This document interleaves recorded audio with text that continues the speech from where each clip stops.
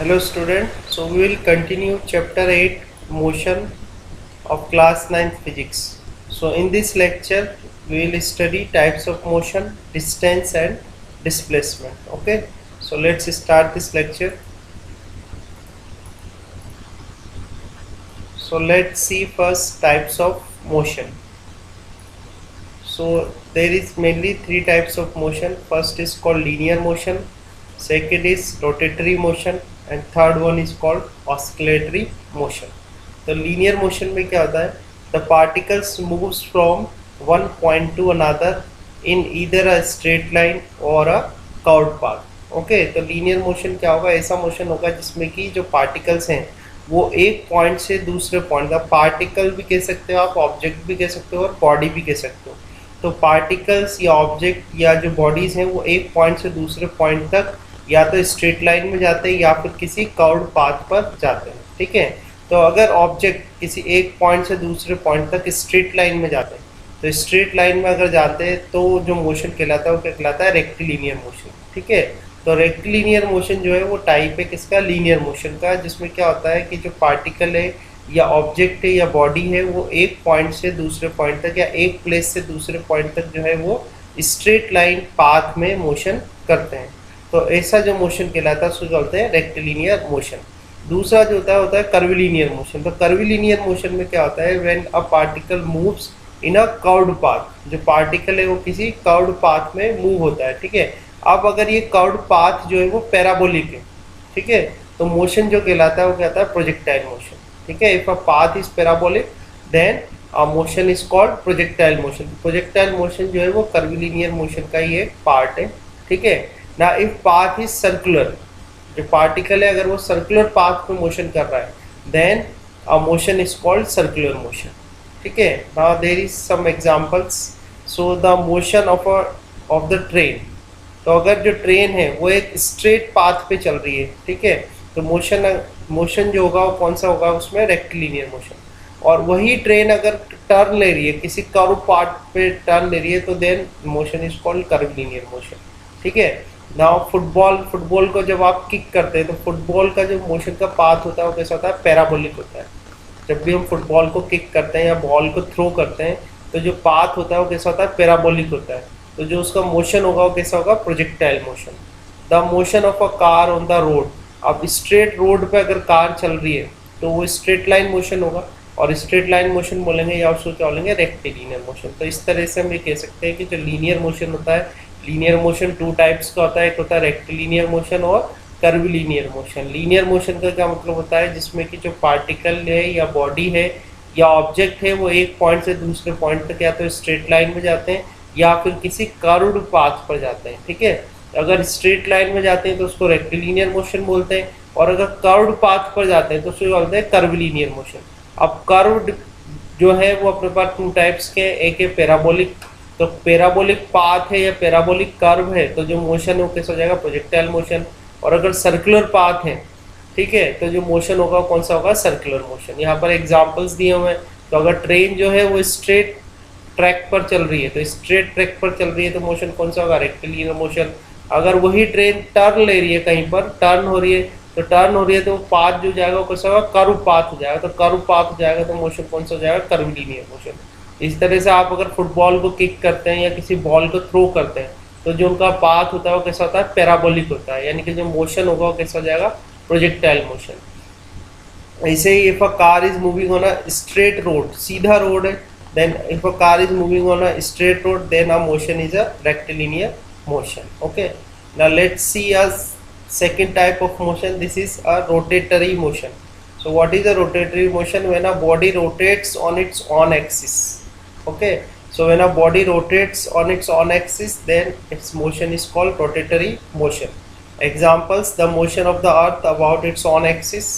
Okay, so it is an example of a rotatory motion.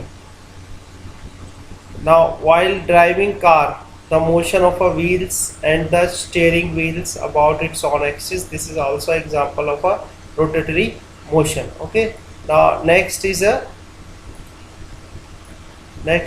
oscillatory motion. Okay, now let's see what happens in oscillatory motion. The motion of a body about its mean position, तो mean position के about to and fro, mean position के about to and fro जो motion होता है वो क्या कहलाता है, ऑस्किलेटरी मोशन कहलाता है। इसके एग्जांपल्स क्या है, when a child on a swing is pushed the swing moves to and fro about its mean position, so this is a example of oscillatory motion.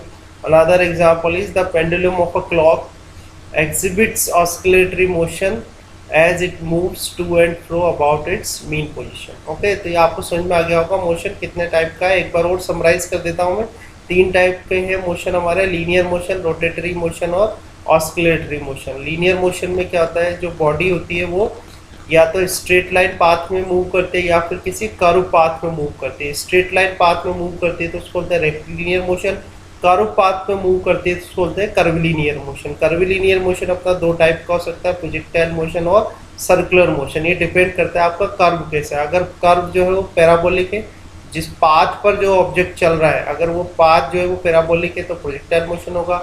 अगर पाथ सर्कुलर है तो जो motion होगा कौन सा होगा, सर्कुलर मोशन होगा। दूसरा हमने स्टडी करा है रोटेटरी मोशन। रोटेटरी मोशन क्या होता है, कोई भी ऑब्जेक्ट जब अपनी एक्सिस पर, ऑन एक्सिस पर रोटेट करता है तो वो जो मोशन होता है कैसा कहलाता है, रोटेटरी मोशन। इसके एग्जांपल्स भी देखे हमने, the motion of the earth about its own axis around the sun and while driving a car the motion of wheels and the steering wheels about its own axis. और last जो हमने study करा वो क्या था, oscillatory motion. Oscillatory motion में क्या होता है, the motion of a body about its mean position. Mean position के टू एंड फ्रो बॉडी जब मोशन करती है वो क्या कहलाता है, ऑस्किलेटरी मोशन कहलाता है। ये हमने एग्जांपल्स देखे इसके कि when a child on a swing is pushed the swing moves to and fro about its mean position, so it is oscillatory motion.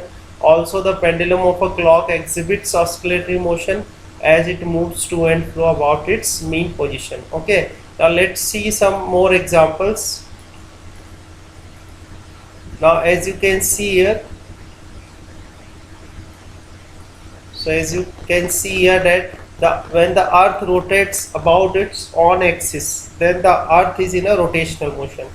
जब अर्थ अपनी खुद के एक्सिस के अबाउट रोटेट करती है तो उसका जो मोशन है वो कैसा हो गया, रोटेशनल मोशन हो गया। ठीक है, और अगर आप ध्यान से देखें, if I consider that the orbit is a circular, अगर मैं कंसिडर करूँगा जो ऑर्बिट है जिसमें कि अर्थ रिवॉल्व हो रही है अराउंड द सन, वो ऑर्बिट क्या है, सर्कुलर है, तो मैं ये कह सकता हूँ that the earth is in a circular motion.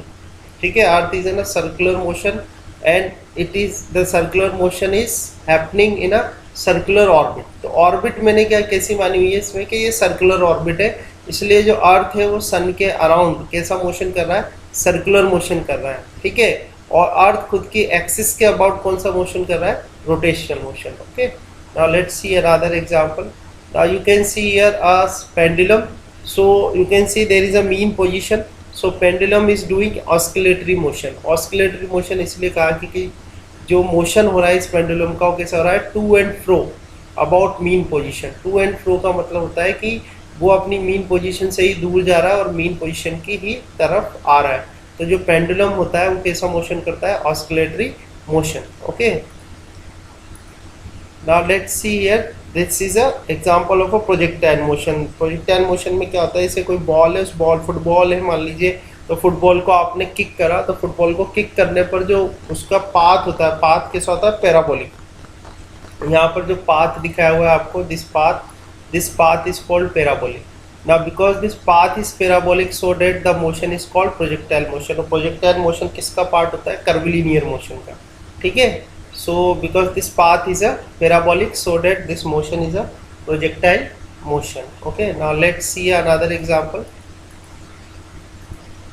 Now you can see here that there is a aeroplane, यहाँ पर एक एरोप्लेन है। okay, now let's see this।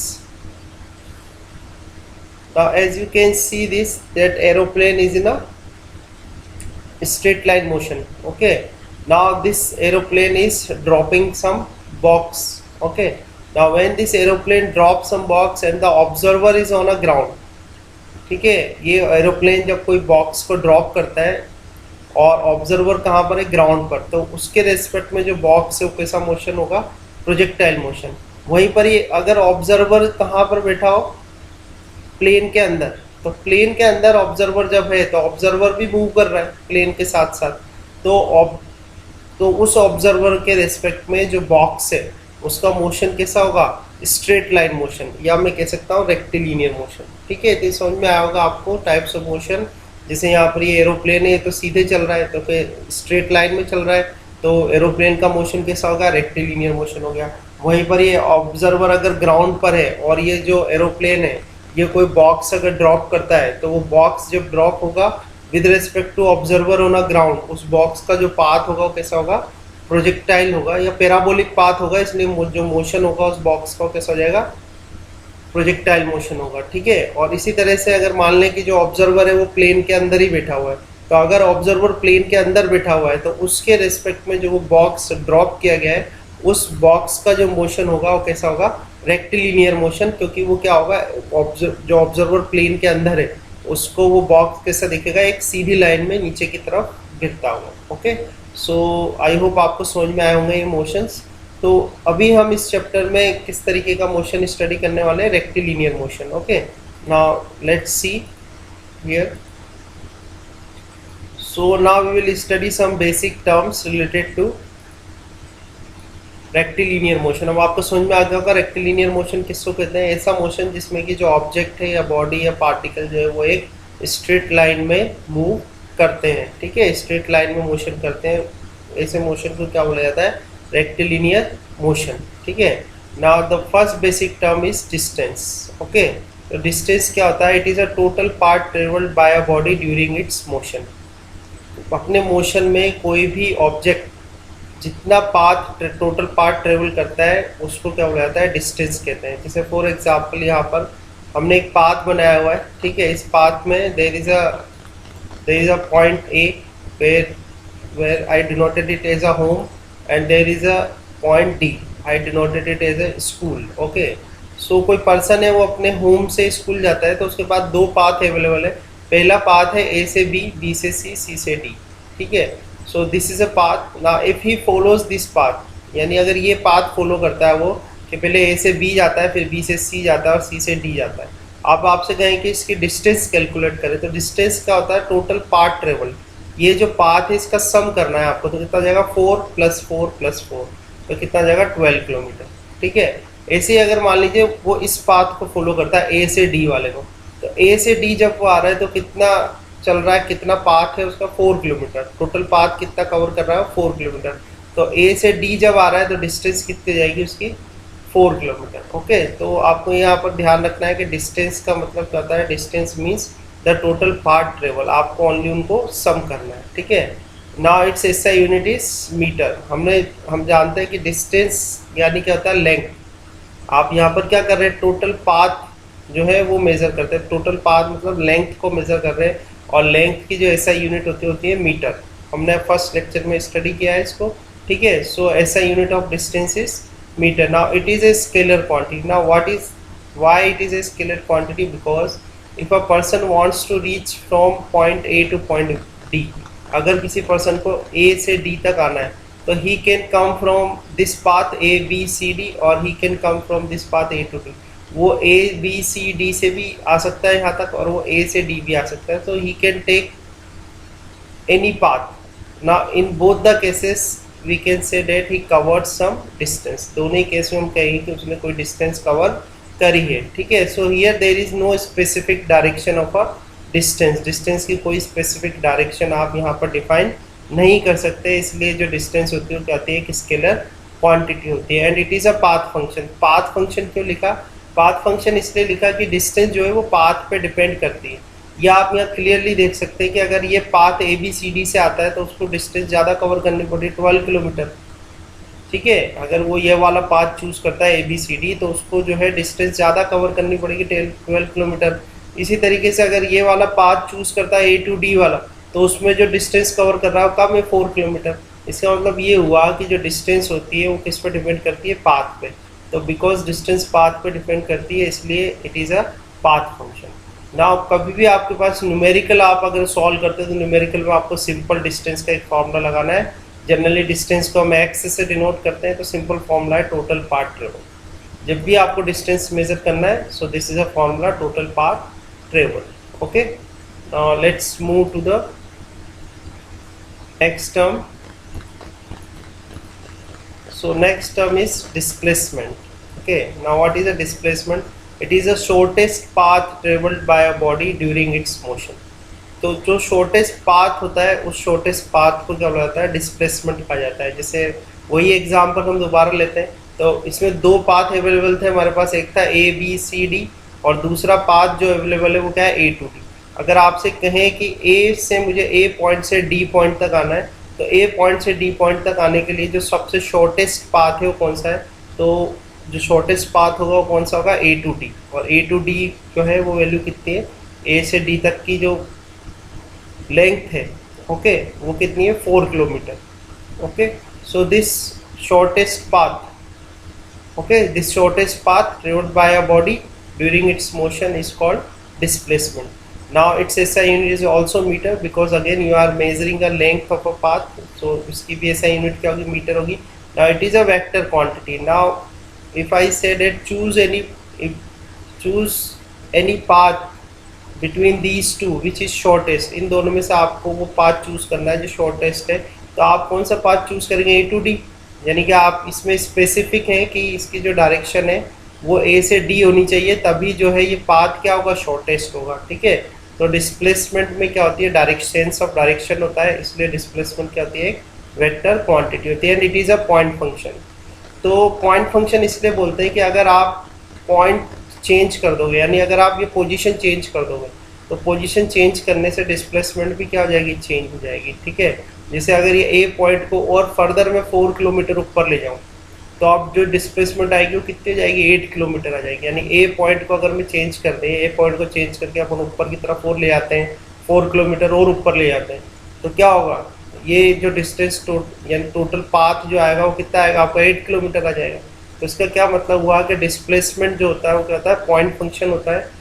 अगर आप पोजीशन चेंज कर दोगे तो डिस्प्लेसमेंट की वैल्यू भी क्या होती है? चेंज हो जाती है। ठीक है, डिस्प्लेसमेंट आपसे कैलकुलेट करने को कहे किसी भी न्यूमेरिक प्रॉब्लम में, तो आपको फॉर्मूला लगाना है final position minus initial position. ठीक है, सिंपली फॉर्मूला अप्लाई करें। अब डिस्प्लेसमेंट वेक्टर क्वांटिटी आपको लेक्चर 1 में एक्सप्लेन किया हुआ है मैंने। किसी भी वेक्टर क्वांटिटी को जब डिनोट करते हैं तो उसके ऊपर क्या करते हैं? कि एरो लगा देते हैं इस तरीके से। तो ये किससे डिनोट हो जाता है? की displacement is a vector quantity. तो फॉर्मूला लगाना आप final position minus initial position. अब ये वेक्टर क्वांटिटी है, तो वेक्टर क्वांटिटी में क्या होता है? Magnitude plus sense of direction. तो आप यहाँ देखें, हम अब आपको यहाँ पर एक कोऑर्डिनेट सिस्टम लेना पड़ेगा। ठीक है, here we will take a coordinate system. तो आपने कोऑर्डिनेट सिस्टम दिया सिंपल, जो आपको सिखाया है, फ्रेम ऑफ रेफरेंस। तो ये तो प्लस एक्स एक्सिस हो जाएगी, ठीक है, और ये प्लस वाई एक्सिस हो जाएगी। ठीक है, this is a plus x axis and this is a plus y axis. अब यहाँ पर हम देखें तो हमारा जो इनिशियल पोजीशन थी वो थी ए, तो ए की वैल्यू अगर यहाँ से यहाँ तक देखें तो ए की वैल्यू इधर कितनी आ जाएगी? हम एक बार लिख के देते हैं यहाँ पर हम। तो ए के अगर हम कोऑर्डिनेट्स लिखना चाहे तो ए पर यहाँ पर एक्स की वैल्यू तो 0 हो जाएगी, ठीक है, और वाई की वैल्यू कितनी हो जाएगी? 4। ठीक है, और ये जो डी पॉइंट है, डी पॉइंट कहाँ पर है? आपका ऑरिजिन पर है, तो ऑरिजिन के कोऑर्डिनेट्स तो क्या होते हैं? 0 0। ठीक है, तो अगर आप यहाँ ध्यान से देखें कि ए पॉइंट के जो कोऑर्डिनेट है वो क्या आएंगे? 0 और 4 आएंगे। ठीक है, और डी पॉइंट के कोऑर्डिनेट क्या होंगे? 0 0 होंगे। किसके अकॉर्डिंग? ये जो आपने फ्रेम ऑफ रेफरेंस लिया है या ये जो कोऑर्डिनेट सिस्टम हमने लिया है। ठीक है, ना फाइनल पोजीशन देखें तो अपनी 4 है यहाँ पर, तो ये 4 आ जाएगा। फाइनल पोजीशन कौन सी है? डी वाली है, तो डी वाली फाइनल पोजीशन है, तो ये कितना है? तो 0 0 है, तो यहाँ पर रख दो 0। ठीक है, कौन से कोऑर्डिनेट चेंज हो रहे हैं? ओनली वाई के, तो वाई के ही अपन वैल्यू लेंगे इसके अंदर। एक्स के कोऑर्डिनेट तो सेम है, तो एक्स के कोऑर्डिनेट सेम है, इसका मतलब एक्स पर तो कोई मोशन है नहीं, तो कौन से कोऑर्डिनेट लेने वाले हैं अपन? ओनली वाई के, तो वाई के कोऑर्डिनेट लो। तो फाइनल पोजीशन पर यहाँ पर कितना रहा? 0, तो ये 0 रख दिया। इनिशियल पोजीशन क्या थी इसकी? ए पर जो वाई की वैल्यू है वो कितनी है? 4 है, तो ये 4 रख दिया। तो final position minus initial position मतलब 0 - 4, तो ये कितना आ गया? -4 किलोमीटर। तो -4 किलोमीटर में जो 4 है, 4 तो किसको डिनोट करेगा? इसके मैग्नीट्यूड को। डिस्प्लेसमेंट का जो मैग्नीट्यूड है वो तो क्या हो गया? 4 हो गया। और क्योंकि डिस्प्लेसमेंट वेक्टर क्वांटिटी है तो इसमें डायरेक्शन भी होगी, तो डायरेक्शन किससे आएगी? ये माइनस से। तो माइनस साइन ये बता रहा है कि ये जो डायरेक्शन है कैसी है? नेगेटिव, माइनस वाई की तरफ है। ये तो ऊपर तो प्लस वाई है, ऊपर की तरफ क्या है, ऊपर तो यहाँ पर हो गया प्लस वाई, ये तो हमारी प्लस वाई है, तो बॉटम में जाओगे आप, नीचे की तरफ इसमें जाओगे तो क्या आ जाएगी, नेगेटिव वाई आ जाएगी। ठीक है, तो जो नेगेटिव साइन है वो किसको इंडिकेट करेगा, डायरेक्शन को। ठीक है, तो इस तरह से हम स्टडी करते हैं displacement. Now let's see this question, एक क्वेश्चन देख लेते हैं हम पहले।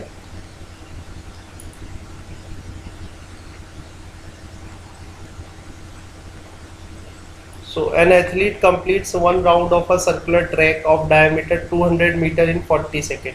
कोई एथलीट है, एक राउंड जो है वो ट्रैक का पूरा करता है, जो ट्रैक है उसका डायमीटर कितना देखा, 200 मीटर, और वो कितने टाइम में पूरा करता है इसको, 40 सेकेंड में। ठीक है, what will be the distance covered and the displacement at the end of 2 minute 20 second. Okay, तो सबसे पहले हम, जब भी आप न्यूमेरिकल सॉल्व करें सबसे पहले उसमें देख लें गिवन क्वांटिटीज, आपको गिवन क्वांटिटीज क्या क्या है। तो पहला दिया है diameter of a circular track, तो डायमीटर ऑफ सर्कुलर ट्रैक को हमने कर दिया स्मॉल डी, तो स्मॉल डी कितना दिया हुआ है आपको, 200 मीटर। ओके, फिर डाया दिया हुआ है तो आप रेडियस निकाल लेंगे, तो radius of a circular track कितना जाएगा, 200/2 equal to 100 metre. Now length of a circular track, तो length of a circular track क्या होगा, इसका सर्क्यूमफ्रेंस, तो सर्क्यूमफ्रेंस का फॉर्मूला होता है 2πr, तो 2πr लगा दें आप। ठीक है, तो 2πr जब आप लगाओगे तो लेंथ ऑफ सर्कुलर ट्रैक आ जाएगी आपके पास 628 मीटर। इसको कैलकुलेट करना तो आ जाएगा 628 मीटर।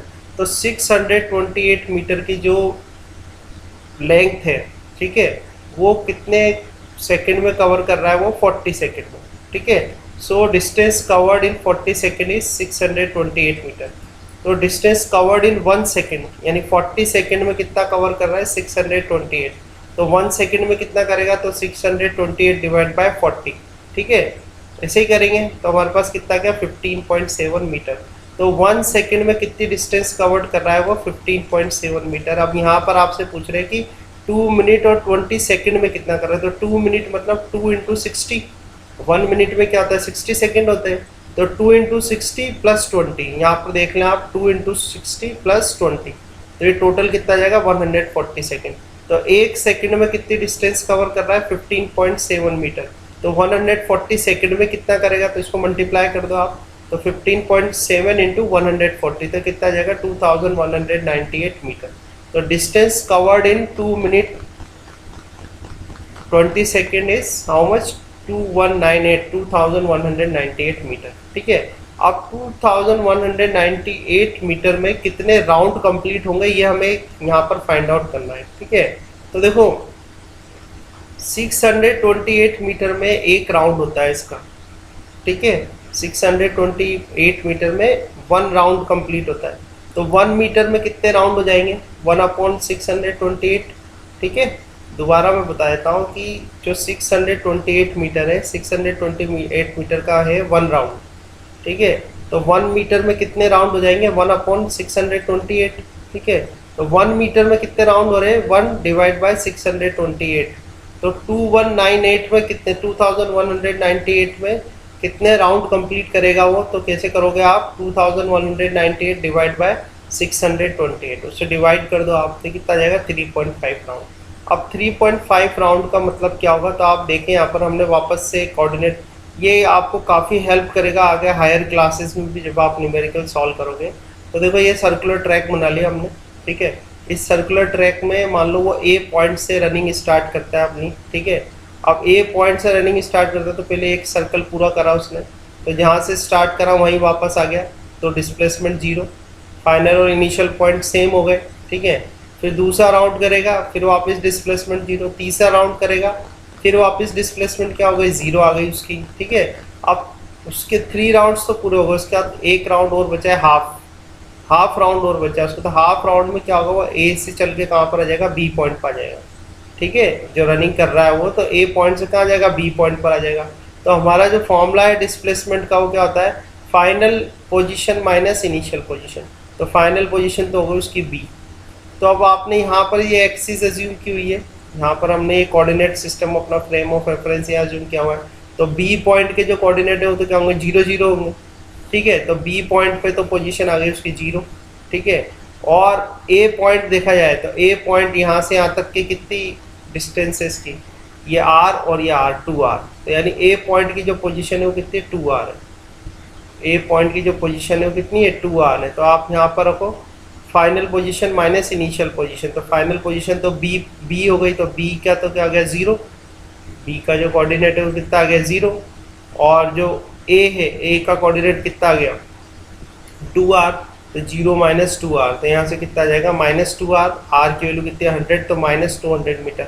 अब डिस्प्लेसमेंट क्या है, एक वेक्टर क्वांटिटी है, तो मैग्नीट्यूड के साथ साथ क्या होगी डायरेक्शन भी होगी, और डायरेक्शन किस रेस्पेक्ट में होगी, जो आपने ये कोऑर्डिनेट सिस्टम या जो ये फ्रेम ऑफ रेफरेंस अज्यूम किया है यहाँ पर, ठीक है।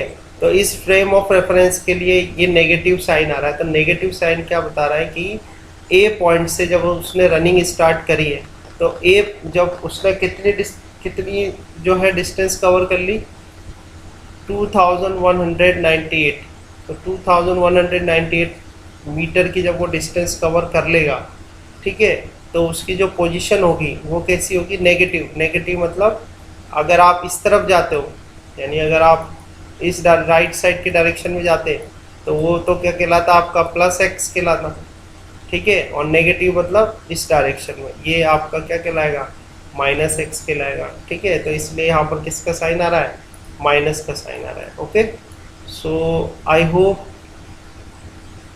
आपको समझ में आया होगा। अब इसमें जो भी एक्सप्लेनेशन आपको दिए गए हैं वो एक्सप्लेनेशन इस तरीके से है ताकि आप आगे भी जब न्यूमेरिकल सॉल्विंग करें तो वो आपको हेल्प करे बेसिक कॉन्सेप्ट। शुरू में आपको थोड़ा हार्ड लग सकता है ये, but these concept will help you to solve the number of numeric problems. Okay, thank you.